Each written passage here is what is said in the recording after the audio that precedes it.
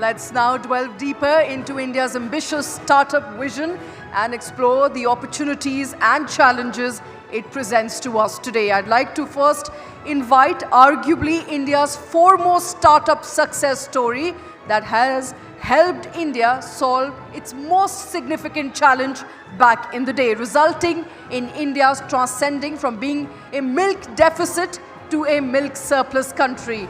Moreover, this is one of the organizations that has truly lived up to its social contract of community empowerment and financial independence like no other corporation has. It gives me immense pleasure in calling on stage Mr. Jayan Mehta, Managing Director of Amul. A very warm welcome on to the stage, sir. Joining him for the discussion, Sushma Kaushik, founding partner, 108 Capital. Of course, put your hands together, ladies and gentlemen, for Ghazal Alagh, co-founder Mamaearth, and Akhil Gupta, co-founder and CTO NoBroker. Please get onto the stage, ladies and gentlemen. Requesting TV9's Krishna Kumar to take over proceedings of the panel. Over to you, Krishna.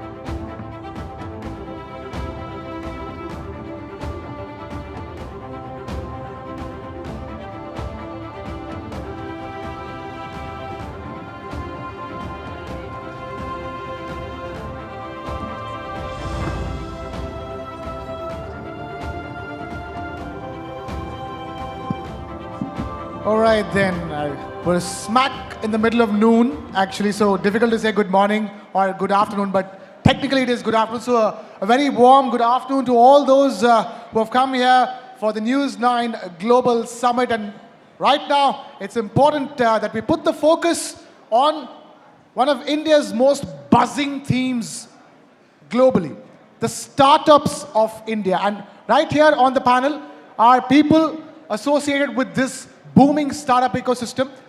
Let's face it, last year, India overtook UK to become the third largest startup ecosystem in the world, ladies and gentlemen, with more than 1 lakh registered startups with India's Startup India mission. Big round of applause for that. India is the third largest startup ecosystem in the world, beating the United Kingdom.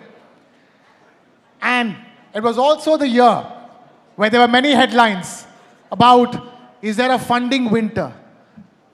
Are startups in India getting enough funding? Are people willing to fund? Are startups in India doing things the right way? Because so many startups in the headlines for all the wrong reasons also. But then again, another year in which stellar startups went to list themselves on stock exchanges with blockbuster listings, right? Startups which listed on Indian stock exchanges became multi-bagger stocks. You know, the news goes back and forth. But the problem here is that the word startup is a new terminology. We here in India have been doing startups for a very, very long time. Startups from the grassroots level, from a very long time. So we're going to be discussing all of that. We're not going to be getting stuck on these terminologies called startups. We're talking about businesses. Individuals who are starting businesses and going on to become great success stories to inspire Indians and to inspire the world. So I'm going to start with the oldest startup on this panel. Ladies and gentlemen, big hand for Mr. Jayan Mehta, Managing Director of Amul. Who here does not have Amul butter? Who knows any other butter apart from Amul? Let's start it from there actually.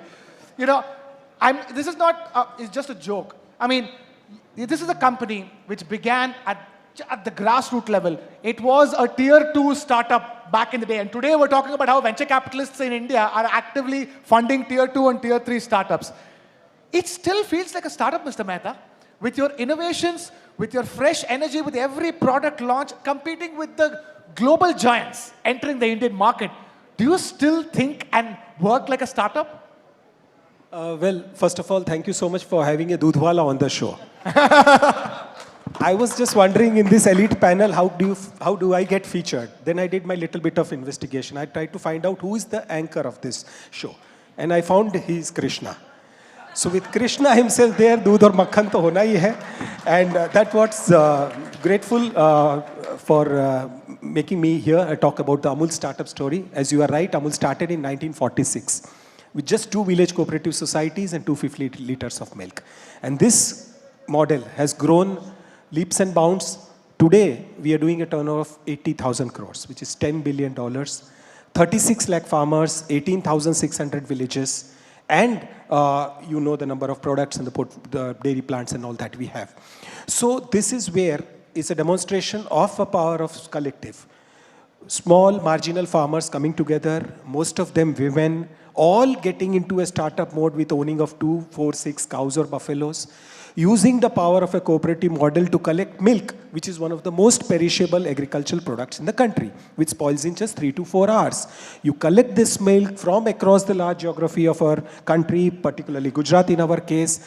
And more importantly, when countries make brands, and people talk about brands, they say America has great brands, Japan has great brands. Here it's this model which led to India becoming the largest producer of milk in the world. So the replication of model from Gujarat to across the country, 200,000 villages, members of the cooperatives, which is more than 1.7 crore families, and this is what makes a lot of difference. And what results is also not just nutrition for 1.4 billion people like us as citizens, but also livelihood to 10 crore families. So this is what a cooperative implemented in the right way, connecting the producer with the consumer, focus on the access to the market, remunerative price to the producer, which means you spend 100 rupees on Amul, 85 rupees goes back to the farmer, and delighting the customer with a variety of value-added products, which will make both consumers happy and the producers. Everything you just said, I can see Ghazal just like nodding along, because that just sounds like a new age startup, doesn't it? It's a source of inspiration for me. I would listen to each and every word that So Sir from the says. oldest startup, the reason why I'm going to Ghazal is that from the oldest startup on this panel to the newest startup on the panel. Ghazal, talk to us about Mamaearth. So Mamaearth is just 7 years old. We started in 2016. We took the company public last year, so that has been the long and the short journey of it. I think, you know, what has worked in our favor has been the startup ecosystem that we are talking about, right? The country is placed at a position right now where the world is taking a note of what we are doing. And I think for us, this small brand which started as a personal problem where a mother was trying to solve you know, the problem of finding the right kind of natural toxin-free products for her child. And that leading to becoming a business where now we have not just one brand, which is Mamaearth, but 6 brands that we have crafted in 7 years. I think that's the beauty of the startup ecosystem here in India. And yeah, we are just getting started. So like Sir said, it is such a long journey of any startup that exists. We've just taken our first step, and we are aiming to take iBeauty, which is the India beauty, to the world through our company. Well, well, well, we are at the News 9 Global Summit. We're taking India to the world with the News 9 Global Summit. We want what better people than Ghazal Alagh who are taking iBeauty, Indian beauty to the world.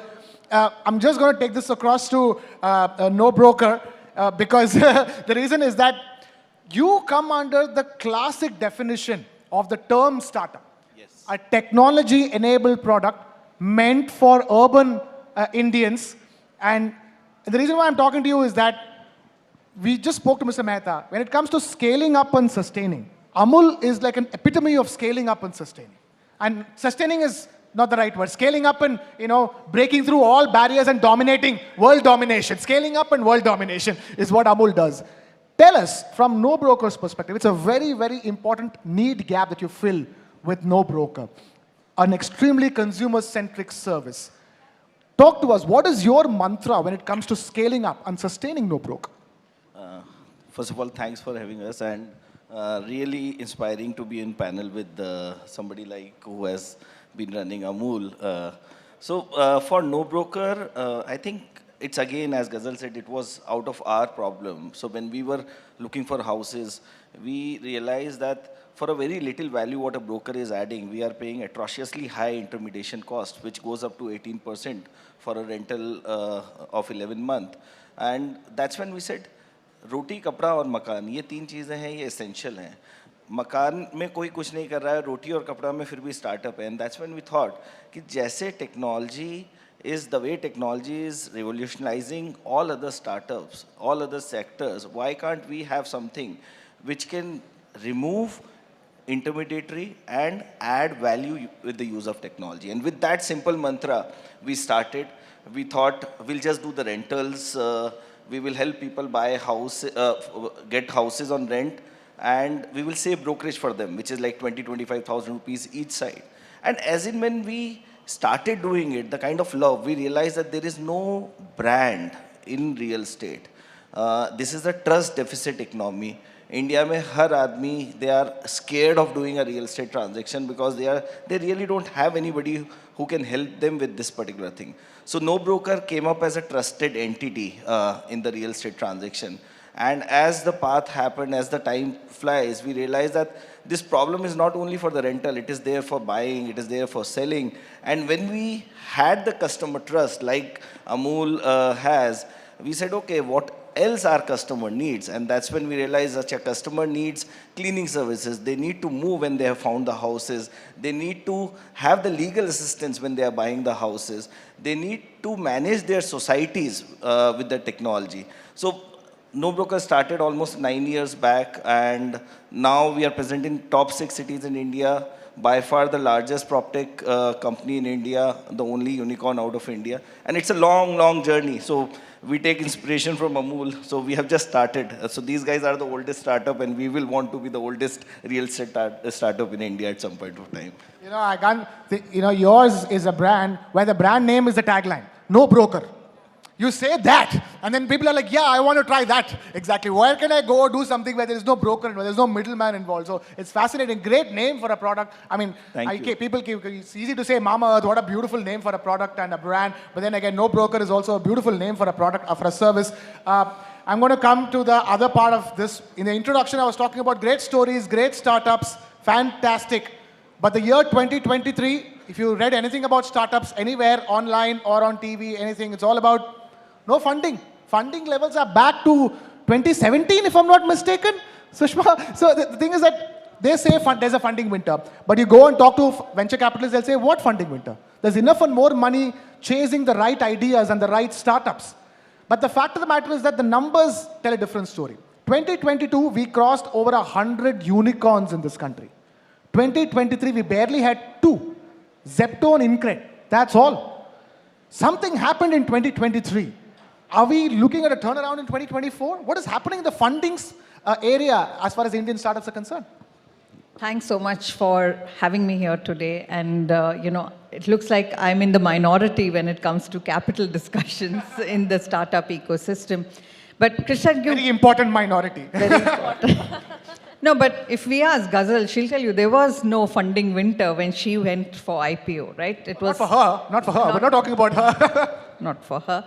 But it's just an indicator of the kind of capital that is available in India today, right? There are close to 70 private equity VC funds that have raised over $15 billion of dry powder that they're sitting on to deploy in 2023. And foreign direct investments is close to $70 billion last year, right? So there's clearly a lot of capital that is available in the ecosystem. But don't look at it as just the capital that is available. Let's take a step back and see what happened in 2021, 2022. There was a lot of easy money that was flowing around, right? And it was a factor of multiple things. It was the macro conditions, interest rates were lower, money was easy, right? And all that easy money went into funding a lot of things. Some good startups, some great startups, right? And when you are trying to fund innovation, like NoBroker, when it started, it was not a playbook that everyone had seen and known. They had to innovate as they went along. That requires money, right? And that is what this startup innovation is funding. And you have to give it some leeway that, yes, there will be mistakes, but great businesses will come out of this. And so that is what happened in the last few years. What you're seeing today is a pause. People want to sit back and see where that money is going. Are these going to go from good to great businesses, or are they going to go from good to dud businesses? You'll win some, you'll lose some, but I think some great businesses are going to come out of this.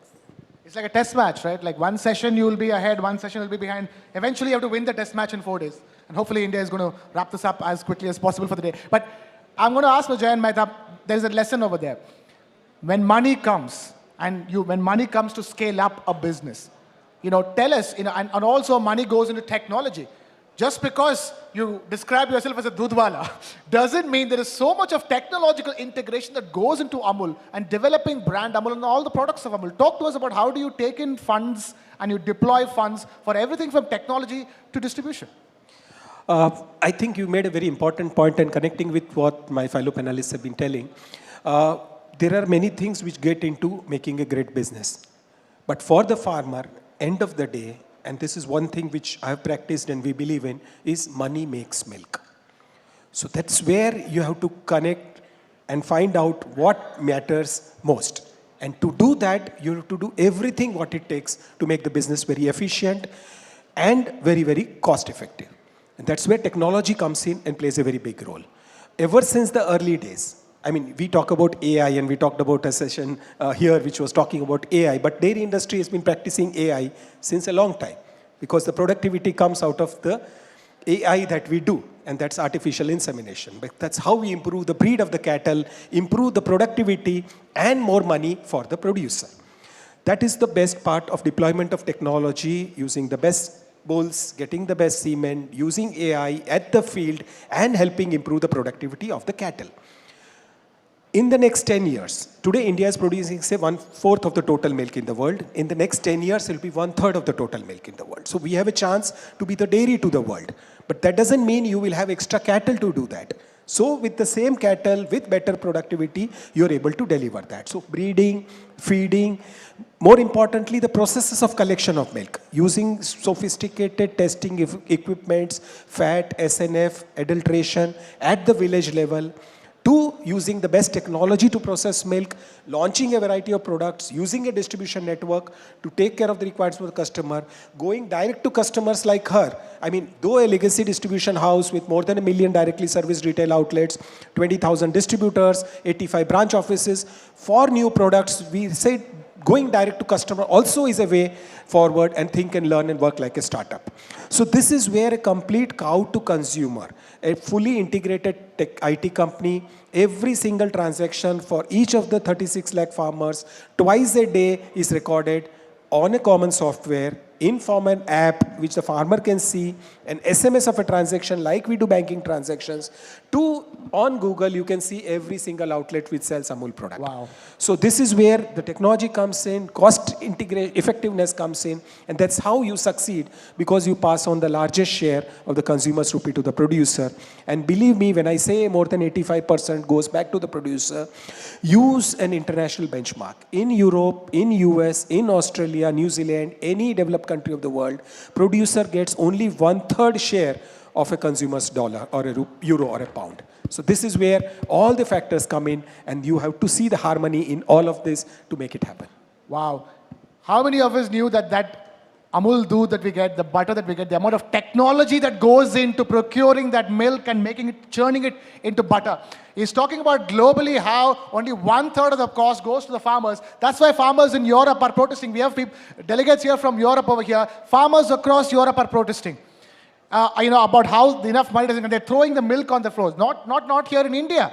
And even if they're protests, we deal with them very, very well. Not the problem over here. But the question over here is that, Ghazal, you're looking at how technology is integrated, but here you are, a new age brand who did the opposite of Amul. Amul went to the stores first and made sure that the product was available in the physical stores. Your product was available online first, and now in the next stage of development, you're talking about the physical presence of your product in stores. Talk to us, how was this transition? First, marketing it directly online, taking the bull by the horn. We are in a social media age. How did you do that? And how do you now turning away from that for a physical presence of your products in stores? So very interesting. I think I would start by saying that for us at Mamaearth, it was not an option. It was more a necessity. We did not have any kind of experience or large amount of money to directly target offline stores. And what we realized very early on was, when you're in an offline shop, there are 500 different brands who've kept their products. For a consumer to walk in and for you to grab consumers' attention to say, you know what, I'm the new child on the block, check me out, it's very difficult unless you spend a lot of money which shouts out visibility, which shouts out attention, breaking spanners, and the amount of money that you need to do that in just one store and multiply it by, even if you want to start with just one city, was way high than what we could fathom. On the other hand, technology actually has been a very, very inherent part of us growing up till today. Not just, it started with direct to consumers, where we realized that sitting anywhere in the world, just from one location, one warehouse, you can actually target consumers pan-India, seek their interest, show them your product, and then get them to consider buying you, right? That's where we started from. And the amount of money that you needed for that was far less compared to, and I could target consumers pan-India, whereas physically I was just able to target at best one small location in Delhi and then possibly expand to different clusters and go from there, right? So it wasn't an option. It was more of the only channel that we understood really well. But who said doing it on social media is easy? That's also as crowded as it gets. To get mind space and attention with your online advertising, is also a big challenge, isn't it? But we did that ourselves. Varun and I did that ourselves. It's all about content and the end of it, right? To grab attention. So from the content that goes out on the labels of the products, to how the product will look, to what the ad will say.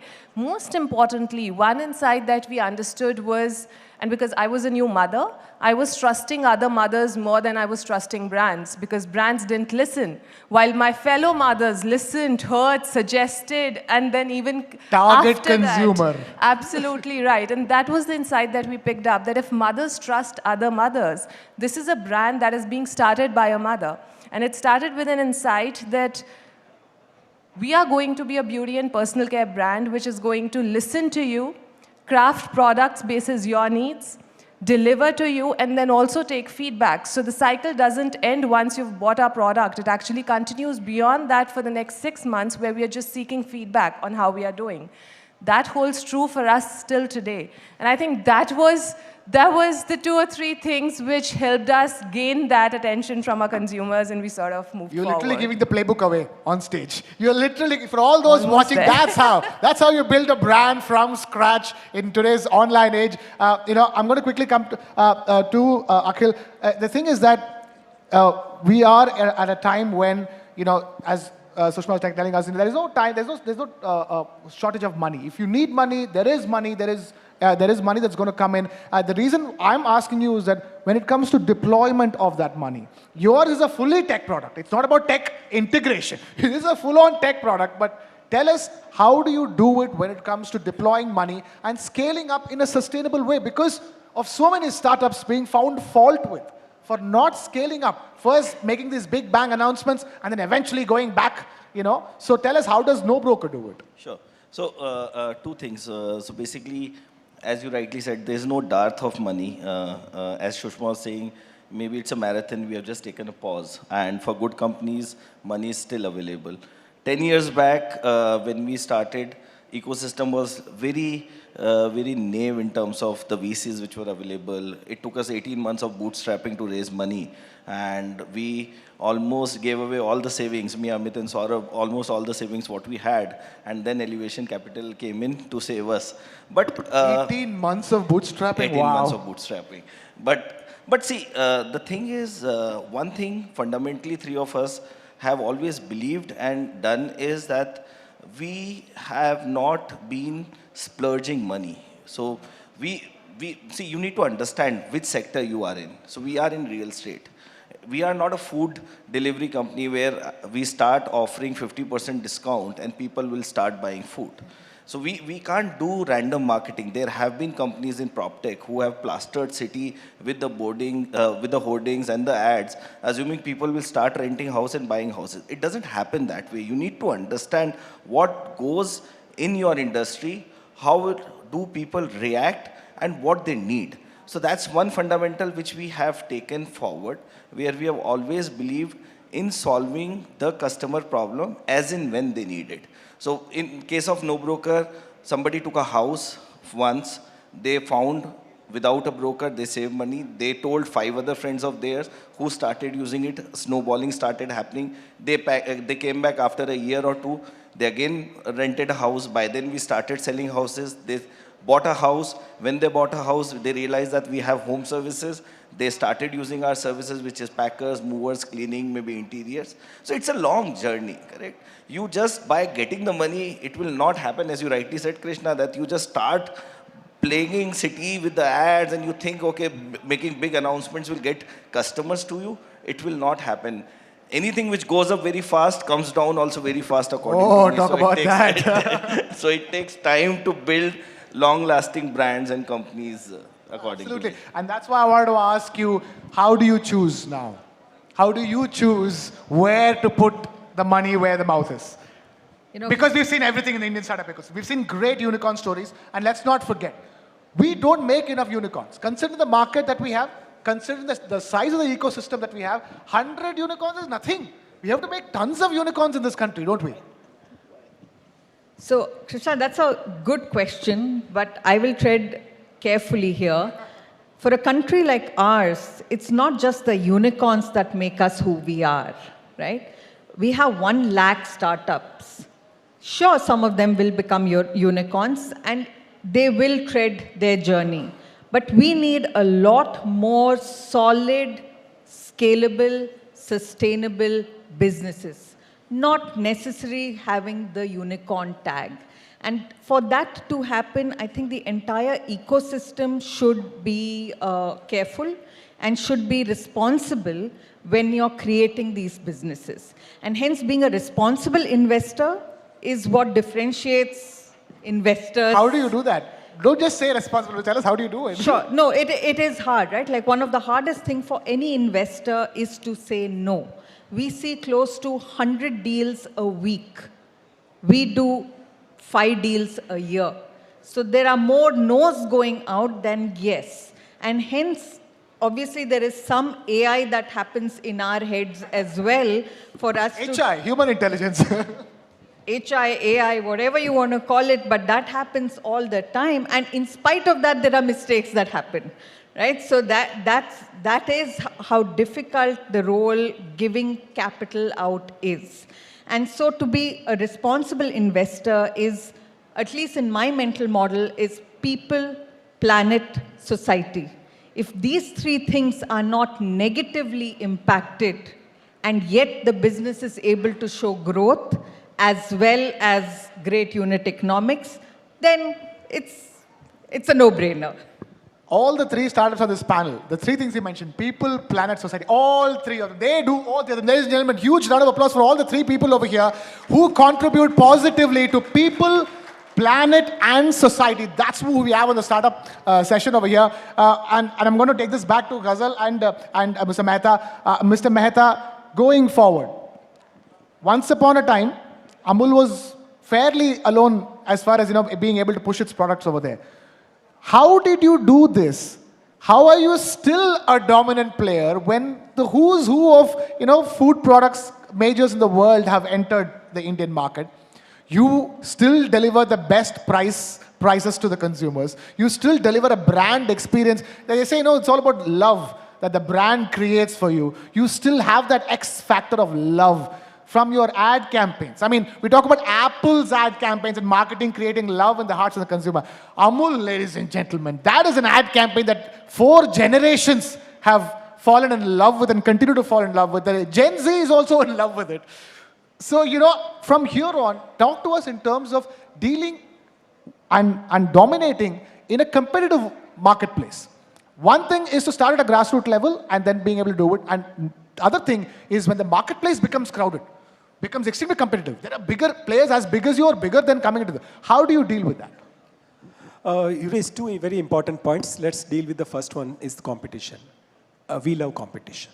For a simple reason that because there is competition, there is more share of noise of that category goes up in the market. And that's where when you as a strong brand and a respected brand gain out of it. You talked about advertising, and that's what demonstrates the power of consistency. You won't believe we spend less than 1% of our turnover on advertising. All private multinationals, and she would be a witness, 5 to 12% on advertising is what they spend. We spend less than 1% of our turnover on advertising. And yet the most creative, but it is the how? consistency in communication, and you can give credit to that 6-year-old Amul girl who makes the brand stay young and touching everybody. We talked about a lot of numbers for Amul, but we internally believe that our currency is not milk. Our currency is trust. And if you have the trust of the customer and the customer knows that he or she is going to get the best quality product at the most affordable price, she is going to buy your product. And that is what is being practiced, and not just talk, but also practiced in every single thing we do, every single work, every single process, every single product. And that is what drives this entire thing. All right, that's the simple message, and that message rings true across the startups over here and the person who funds startups. It's been a message in unison from all three very different startups, and one from another set of, another different ecosystem of funding ecosystem altogether, but the message is the same. Build scalable businesses. India has 1 lakh startups. India needs 2 lakh startups. Scalable businesses, and not 100 unicorns, 200, 300 unicorns or more if it's possible. Can I talk about the unicorn concept of the cooperatives? Yes, sir. Yeah, I'll take a minute. I spoke about the power of the cooperative model. And fortunately now a new Ministry of Cooperation at the central level came in. The political side of your channel will talk about double engine Sarkar. Yes. The business side or the cooperative side is what one needs to top, is a double engine Sahakar. Because there is a Ministry of Cooperation at every state, there is a Ministry of Cooperation at the central level, and irrespective of the political colors, the work for the Ministry of Cooperation is to support every single cooperative in the country. This led to formation of 3 new multi-state cooperatives in the last few months. One is multi-state cooperative on exports, second on organics, and third on seeds. We've been the chief promoter of this multi-state cooperative on exports, along with NCDC, NAFED, IFCO, CRIPCO, the top 5 cooperatives of the country. You won't believe that the order book of this multi-state cooperative on exports is more than 15,000 crore rupees. Wow. So here, when you say unicorn is $1 billion in dollars in valuation, here there is actually $2 billion in turnover. And nobody even knows about these things. So this is the power of cooperatives being leveraged. Fair enough, sir. Amul today is where it is because it got access to the market of Bombay. Right. And we are talking 75 years back. Today, if you imagine every single cooperative of the country, every single farmer who is a member of a cooperative gets access to 180 countries market in the world, you can imagine the growth and prosperity of the country and the vision of Honorable Prime Minister and the Minister of Cooperation to actually leapfrog from a developing country to a developed country in the shortest possible time. Absolutely. And again, unicorns are about valuations. He's talking about $2 billion in turnover. That's what we need to go forward. But I'm afraid we've completely run out of time here on this discussion. Fascinating discussion, ladies and gentlemen. Huge round of applause for all the panelists who have taken time out to share some very important thoughts on building businesses from the grassroots here in India. Thank you, Mr. Jayan Mehta. Thank you, Ghazal, Alagh. Thank you, Sushma, Kaushik, and Mr. Akhil Gupta. Thank you so much.